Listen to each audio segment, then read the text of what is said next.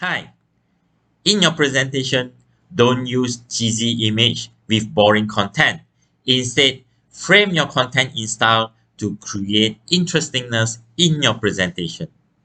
My name is 𝗦𝘁𝗲𝗽. In this video, I'm going to share with you the steps of how to create one. Three things that we need. We need image, we need the shapes, and we need text. Of course, I will not leaving cheesy images on my slide like this. I will look for professionally looking images from some stock photos website. Personally, I like these two websites, pexels.com and freepik.com. Let us jump into PowerPoint and I will show you the steps of how to create one. Firstly, copy the image that we want to the slides that we are creating. Make it bigger and frame this particular image with borders. Go to shape format and shape outline. Instead of choosing colors from the theme colors provided in PowerPoint, I will look for eyedropper and pick the color that is exactly same as my product color.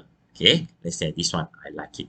You can thicken the big border. I would like some thick borders so that it can create an effect. Next, choose the shape and paste it to the slides. Make the shape wider and longer. Okay, send the shape to the back. Now copy the text, copy and paste.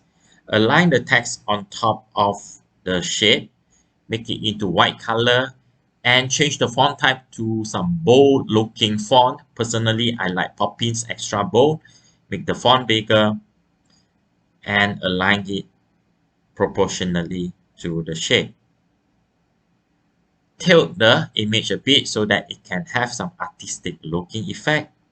Now we have framed the content in style so that it looks a bit interesting. Of course, the background looks a bit plain.